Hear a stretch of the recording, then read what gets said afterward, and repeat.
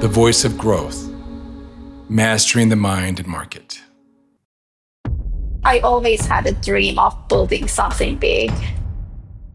Between all of the no's, you need just one yes. We are hoping to go IPO. I got fired. The most important thing is not idea. It's your team. That's like really good question. Hi, Ida.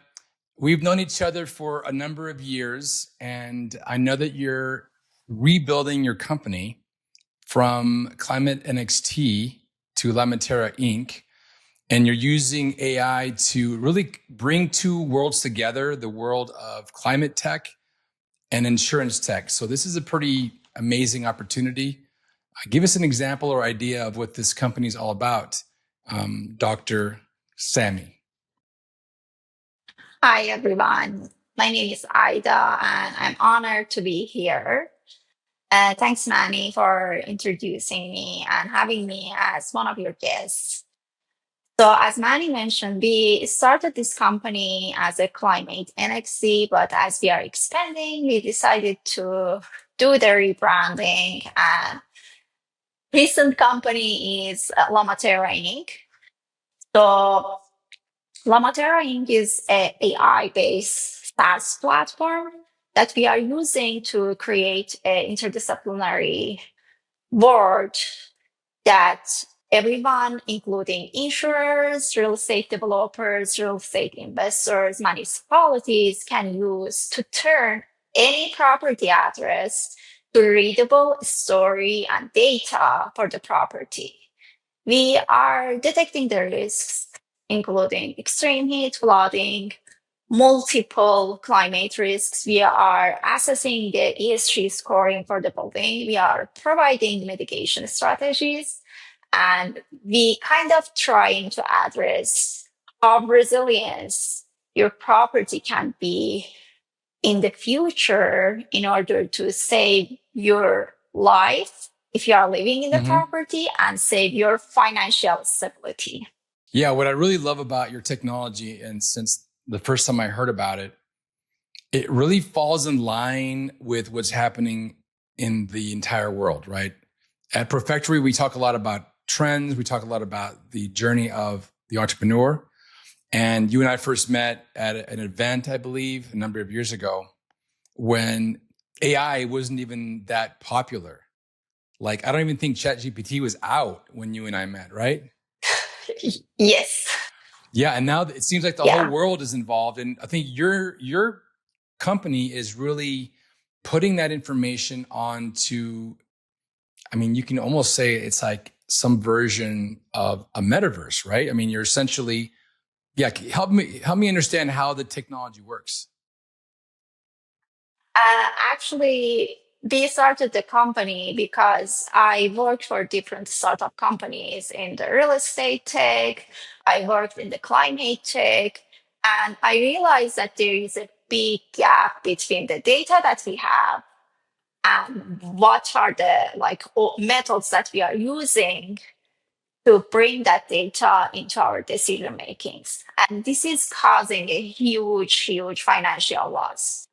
So I was really lucky to be in the good set of environment. So I come up with a team, and I think with my interdisciplinary background, how we can use all of the new technologies like AI, machine learning, to decrease the workload, use large data sets, and bring more certainty in the decision making regarding the climate risks.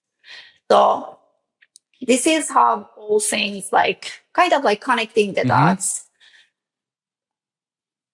to make sure that everyone can have a safe environment. And we saw a recent events that happened. It was unfortunate, like floods that happened in Austin, Texas, or wildfire that happened in Los Angeles. People lost their loved ones. It was really sad, but it cost billions of dollars for the insurance companies. And what we see here today, insurance companies, they are either need to use and catch up with technology, stay in the market, or they need to leave the market, lose the opportunity because they are using old traditional method and they cannot adjust their premiums based on what's happening. So the way I understand your technology is you're using some geospatial information, pictures and other things, right? You're applying some AI to it, and then you're giving the insurance companies and the owners a better, clearer picture of the situation at hand, so that insurance companies can insure the person or the individual or the company, and the individual company can actually be insured. Is that fair? Yes. Kind of like if I want to like say this in like really simple way, it takes for insurance companies somewhere between weeks to months to come up with the underwriting report for the homeowners. So the whole process needs couple employees. It takes longer time, more money, and it has a limited data set. What we are doing is that we are automating all of those processes. Anyone in the insurance company, they don't need any kind of expertise like GIS or any other source of complicated stuff. They basically just need to input the address and we will automatically give them the underwriting report in less than a minute.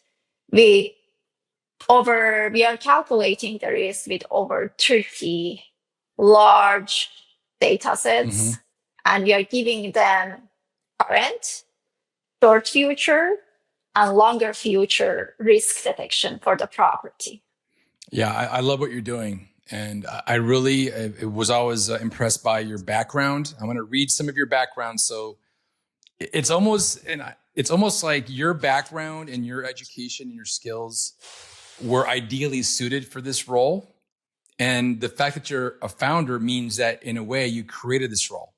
So you've got a Bachelor of Science in Architectural Engineering, and a master's in architecture, right? So you've got that piece of the architecture, right? Then you've got a master's in environmental design and urban planning.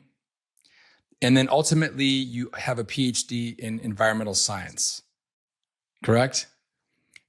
What Yeah. was the idea? I mean, how did this come to you? This is crazy.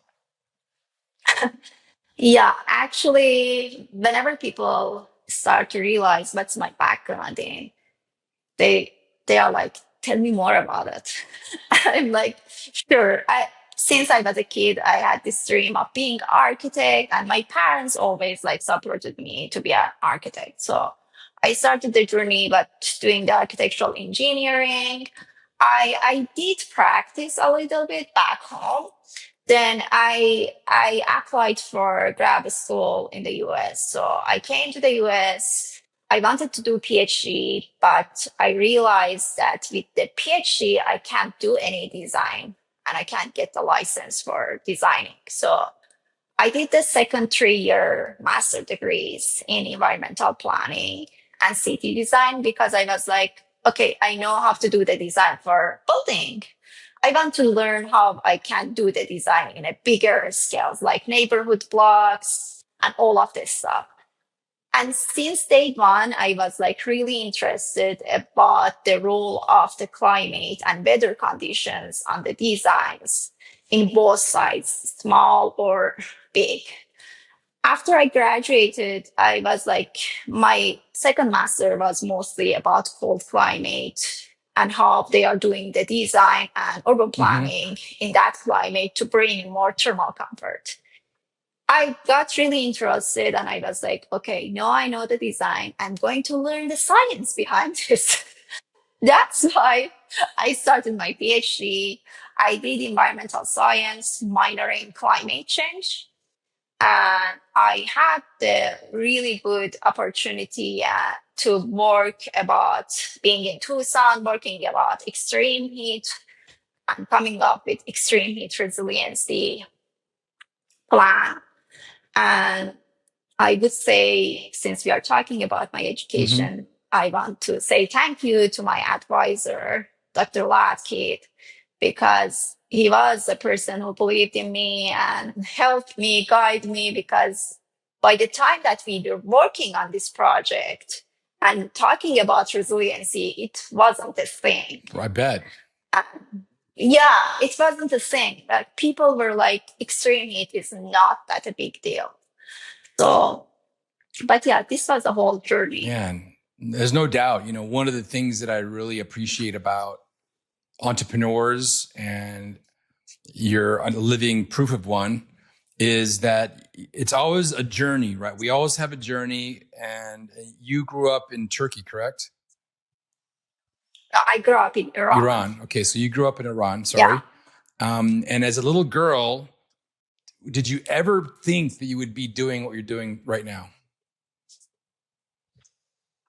I would say I always had a dream of building something big. Even when I did interviews, this might be strange for some people, but when I did interview for my role as a director of research and impact for a startup company after graduation, I told the CEO, one day, that's my passion. One day I want to build a company as a woman leader who can cheer up other women. So this was a thing, and I'm glad that I could do it. It's like we are early stage, but still, like it's a big hope, especially being immigrant. It's like sometimes it's like obstacles and challenges. I learned a lot during this journey, and I grow a lot. Yeah. Yeah, I bet. And I realize now that, what you're doing really is like you're a pioneer, right? You're in that new space. Not only are you a pioneer in the fact that the business you're creating has, and I'm going to ask about this second. I mean, from what I understand, there's not very many people doing this, number one, but you're also a pioneer in the fact that you're using your passion and your education and the fact that you're a woman going through this new space, because there's a lot of data to show right now that women are really increasing their footprint in engineering and science. I'm part of the University of Arizona's Industrial Advisory Board for the dean, and there's more women now signing up for engineering than ever before. And in some instances, some degrees, there's more women than men in these classes. Yeah, I would say, like, especially the sector that I'm working, it's really male dominated. And I hear lots of stuff. Lots of things happened when I was like presenting on the stage for conferences with male dominated, or like I attend to be part of the leadership board. I was the number one female leader in a whole conference for a week. It was an international brownfield conference training thing. And I realized that it was like surprising for the folks who were there for years. I realized my female colleagues, they never try to apply because it's really male dominated and they don't want to like be there, or they feel uncomfortable. What I could say is that one of the like dreams for me is that whenever a small girl looks at me, they can see that they can be a leader, they can be engineer, and they can be a woman. There isn't anything wrong with that. You don't need to be like filter yourself. So yeah, I'm glad if I can do it like in upcoming years. Yeah, well, look, you're doing my best. You're doing it right now. You're doing it right now. This conversation we're having now, other conversations that you might have had, and even conversations you've never had with people that are looking at you from afar, you're already a person that is exceptional, and especially to young women that are looking at maybe a career in science, or in your case, science and business both. I think it's fantastic. Now, I'm going to ask this question. As you're building this business, Lamaterra, you've done a little bit of rebranding. Has there Yeah. been any point in your career, your journey, where you wanted to quit? I didn't want to quit, but I had like challenges. I was like, I told this, I think it was last year when I was talking as an entrepreneur with students in the University of Arizona for Arizona Tech Lunch. I told like you get used to hearing no's because you are trying to close the runs, you are trying to do the fundraising, you are trying to gain the trust. And at the beginning, it was really hard. I, I really appreciate my advisors, my mentors, people like you, Manny, that always like give me a support and encourage me to not give up. But I learned a lot. There was like days that I was waking up, checking my email, seeing lots of no's, rejection from pitch competitions, from investors.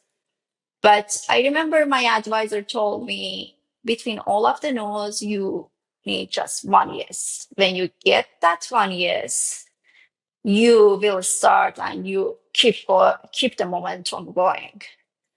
And since we are talking about this, I'm really happy that currently I'm in Austin, Texas. We started new collaboration with International Accelerator here Nice. and International Ventures.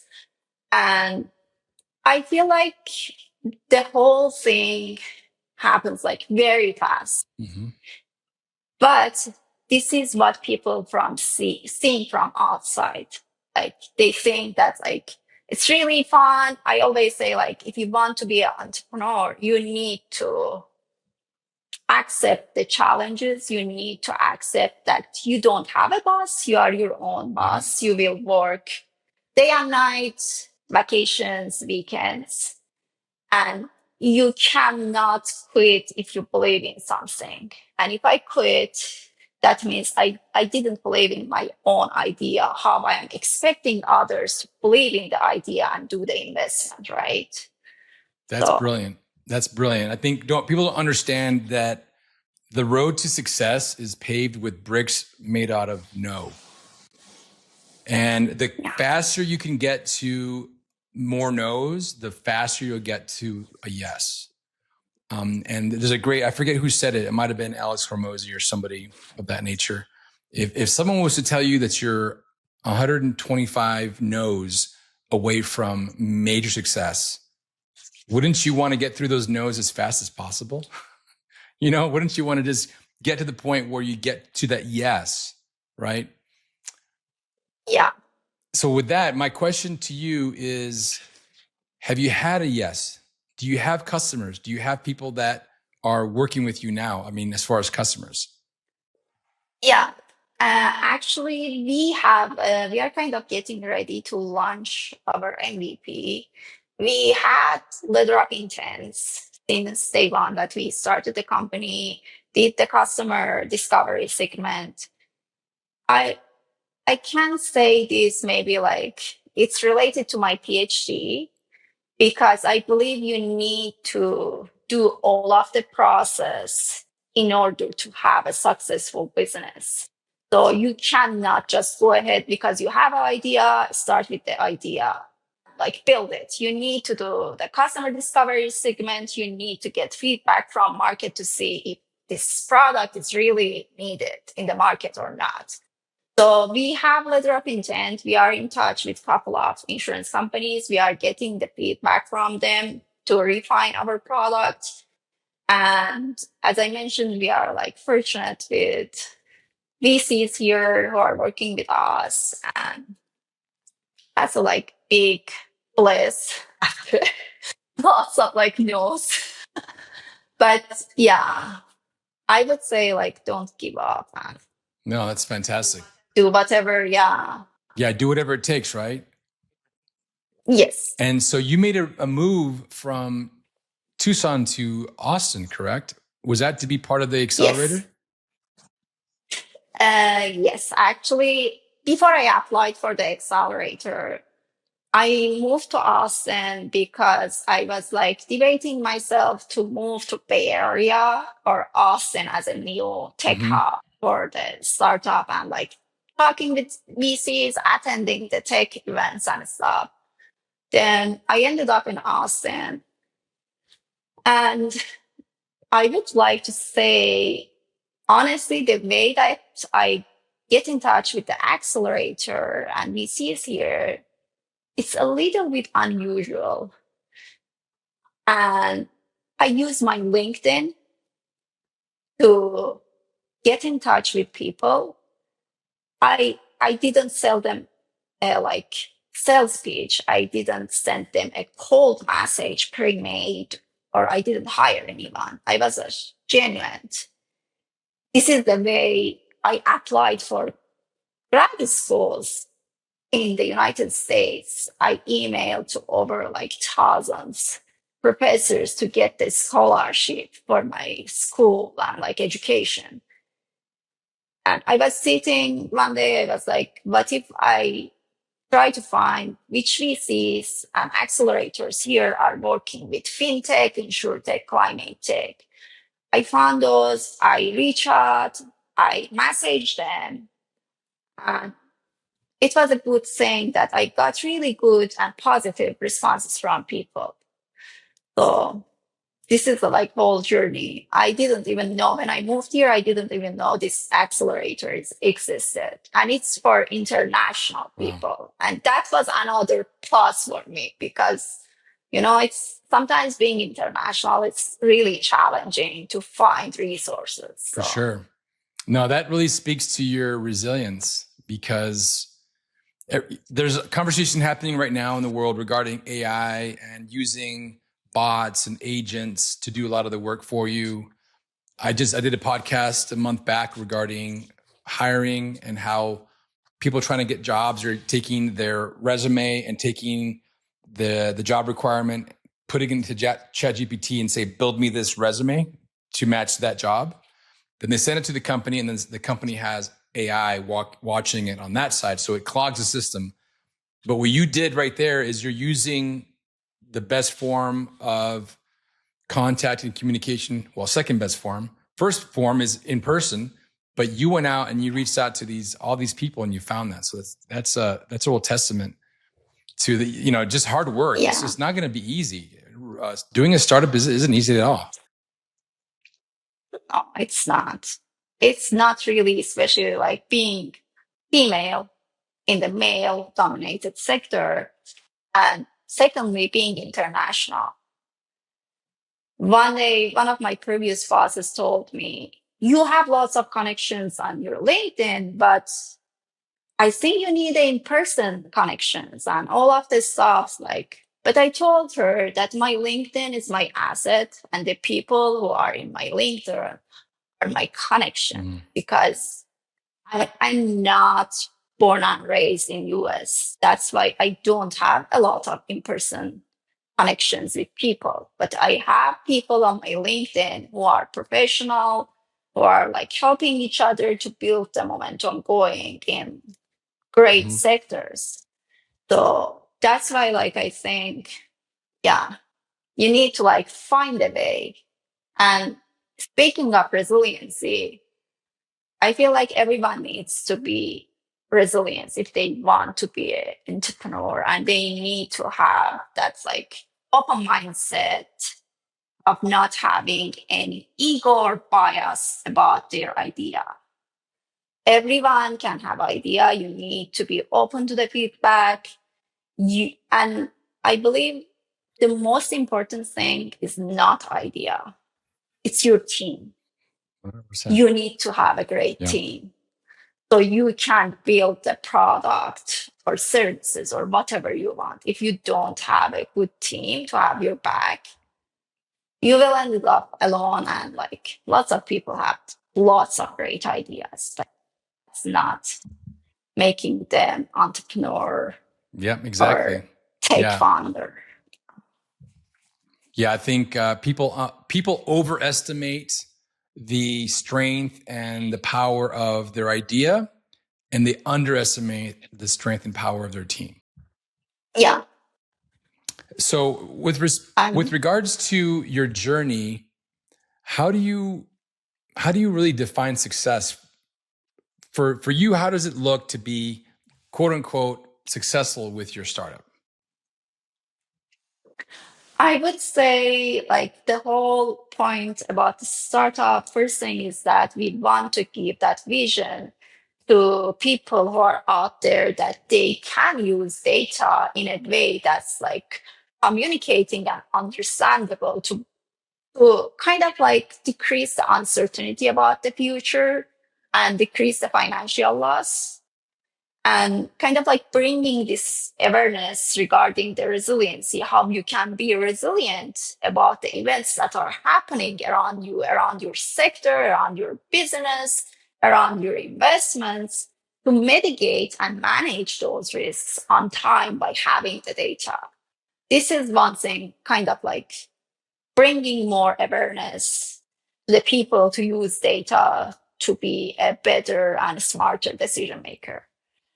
But the goal about the whole company is that we are hoping to expand and have international branches. And in next few years, we are hoping to go IPO. So Wow. hopefully when we are going IPO, we will have another podcast together. Yeah, that's the main goal for us. Well, when you go IPO, let's have a podcast together, but you need to fly your private jet to my studio here. Okay. Sounds good. Sure.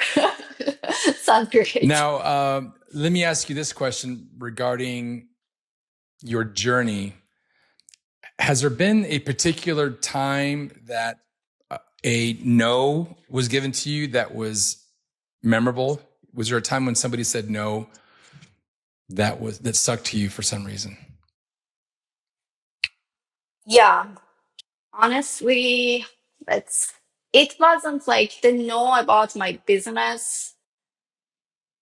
It wasn't like it was something really that we are going to like talk about this more. But the way that I started this company, when I was trying really hard as a person who were working for a startup to see the growth in that startup. I was one of the employees, high level. All of a sudden, instead of getting like cheered up by my boss and our CEO, I got fired.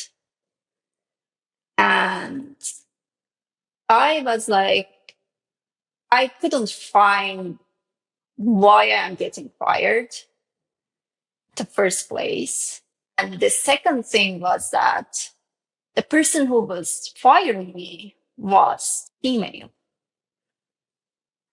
And I supposed to go to the networking event after that and talk about being a female leader for a whole week. It's the first time that's happening. Imagine like you are assuming that your boss and CEO of the company will cheer you up, but she's taking you over coffee and firing you. I have a picture that I took. There are lots of tags on my neck. I'm heading to the networking event, but I don't have a job title. I'm not a director anymore. I don't work for any company anymore. That moment, I realized that like I'm going to build something. Mm-hmm. And I'm going to be that person who is going to cheer up other ladies in this sector and all of the other sectors to show that we are already in a place as a females, especially being in tech science, we are really minorities. There isn't a way that's like why we should feel that our employees competing with us doesn't make sense. And why we should fire someone who is trying hard to build your company. So that was the moment that I didn't forget. I'm not going to forget that. I'm not mad about my previous boss, but it was a hard moment. But that helped me to be where I'm here. So That's a beautiful story, Ida. Thanks for sharing. yeah, I think we all have thank stories you. like that as entrepreneurs or as business people making the journey when they are people that they're usually not doing it to be mean, or maybe they are. It doesn't really matter, but it's that pushback that makes you stronger and makes you really go beyond what you thought you were able to do or capable. There is a great story that that I heard regarding somebody who is extremely successful and had basically been told by his teachers that he would never amount to anything. Imagine that. Imagine being in school and having all the teachers, wherever you go, telling you that you're not going to be successful. And in particular, this one teacher told this person, I'm going to tell you who that person is in a second, told that person because they asked him, what do you want to be when you grow up, Steve? And he said, I want to be on TV. And the teacher said, you'll never be on TV. You'll never amount to anything. Well, when this person became wealthy and popular and very successful, he would send his teacher a brand new television every year. And that's Steve Harvey. Steve Harvey is the comedian. He had the show. And so when I heard that story, I was like, boom, to have the gravitas to basically say, here's a new TV every year because you are the reason that I became that driven, that person that created success. Yeah, I like Steve Harvey. I watch his shows. It's really fun. And but I want to say that in that networking event, all I remember, I didn't even use my PhD title or anything. I just said in order to giving the talk to people, I just said, hi everyone, I'm Ida. Thanks for trusting me, voting for me to be in the leadership board. And I was just shocked. But that was a moment that helped me to be who I am today, who I will be in the future. Hopefully, we will see more females in the sector who are doing a great work. Yes. And that's actually a perfect segue, Ida, to a two-part question that I have for you. I have this for all my guests. The first part of the question is if you had, and basically you've got a secret way, whether it's technology, whether it's a supernatural way to tell you something when you were 18 years old. If you could get a message or two to that person when you're 18, what would you say to Ida at 18 years old living in Iran? I would say that's really good question. I would say to my 18-year-old self that don't be anxious, you're going to make it. And another thing is that I would tell that person you're doing a great job because living in a society and talking about human rights, LGBTQ rights, and a lot of the stuff that's forbidden in Iran, and doing that is being brave. And I would tell my 18, 19-year-old that you are really brave for doing this. So that's really good. And then the second part of the question will get you thinking in a different way. if you had access to a 50-year-old version of you, now I know that you're not anywhere near 50, so I'm using that number. For me, since I'm 51, I would say maybe 75. But for you, what question or two would you ask yourself at 50 years old? The questions asked from my age right now, or yeah, right now. What would you ask your 50-year-old self? I would ask that why I was doing what I was doing, and because I want to have more clear vision about my values in the life and the thing that we are doing right now. And I would like to see that clear path. And the second thing is that I would say, because I believe that I'm going to make it. And my dream is that the going IPO to have more good stuff and good momentum happening all around the world. So I would say that, yay, you did it.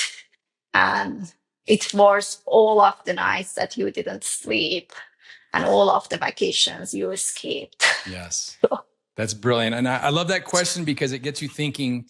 But the beauty of life and the beauty of what we showcase on this podcast is really captured in that question, that two-part question, because, we talk about the mind and the market, this mindset we have here, and then the market is really the world. And when you ask yourself that question at 50 years old, because you already know you're going to make it, right? You know it in every part of your being, you're going to make it. And remembering that future person knows the answer of how you get there will only help you to get there. The other thing is we don't have tomorrow promised either, right? Something could happen today. We don't have anything promised. So having that vision is important, even if something changes in your life. Tell our audience, before we wrap up, how they can find out more about you and about your company. Yeah, as I mentioned, I always use my LinkedIn to communicate with people. So you can find me on LinkedIn, searching my name, Ida Sami. And you can reach out to me through my LinkedIn. And there is we are updating whole things about company name and website, but you can use the existing resources about Climate NXT to reach out to us, to give us feedbacks if you are interested to use the product and be one of the first people in insurance or real estate sector to give it a try. We are here. We are also open to have more collaborator and partnerships. So that's great. That's great. Well, thank you so much for being on the Perfectory podcast, Ida. Dr. Sami, it's always a pleasure to have this interaction, and I wish you the very best. And I know we're going to keep in touch, so that's not a problem. Thank you so much, Manny, for having me. This was great saying, actually. This was one of the interesting podcasts conversations that I had. And looking forward to talk with you again in person. Yes. And the day that we are going IPO, fingers crossed, in the next few years. Good. Yeah, I can't wait to be part of that. Thank you so much. Thanks. Bye. Cheers.